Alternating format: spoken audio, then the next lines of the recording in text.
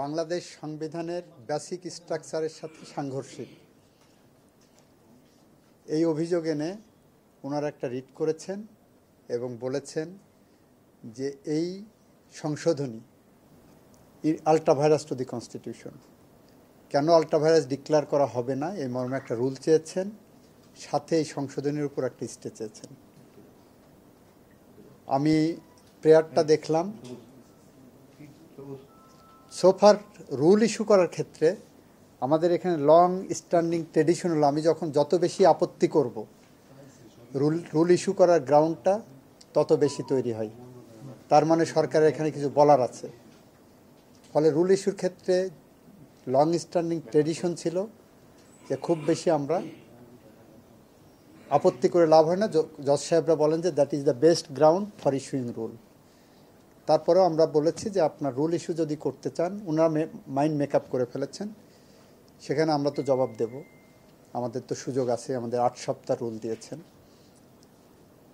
So far the stay order is concern, যে পঞ্চদশ সংশোধনীর উপরে এখনই একটা স্টে দরকার, আমি বলেছি সেখানে আমাদের আপত্তি আছে। আমাদের এই অঙ্গনের লং স্ট্যান্ডিং প্র্যাকটিস হলো স্ট্যাটিউটির উপরে কখনো স্টে হয় না। ওনারা আমাদেরকে শোনার পরে যদি মনে করেন this amendment is void ab initio, সেটা ডিক্লেয়ার করতে পারেন। কিন্তু এই স্টেজে এসে স্টের ব্যাপারে রাষ্ট্রের পক্ষ থেকে আমরা একটু আপত্তি করেছি।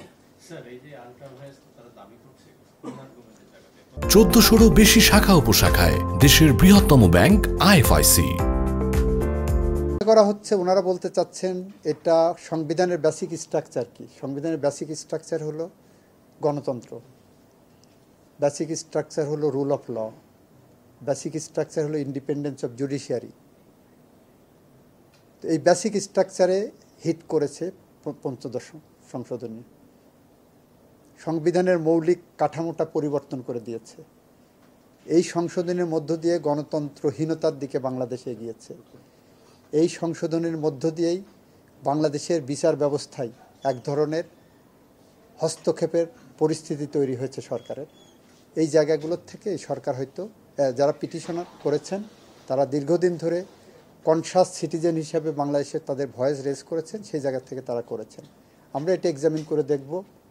বদিউল আলম মজুমদার সাহেবের লোকাস স্ট্যান্ডে আমরা এক্সামিন করব, ওনার উদ্দেশ্য এক্সামিন করব, গ্রাউন্ড এক্সামিন করব, এটা বেসিক স্ট্রাকচারকে হিট করে কিনা সেটা দেখব, দেখে আমরা এটার ব্যাপারে সিদ্ধান্ত নেব।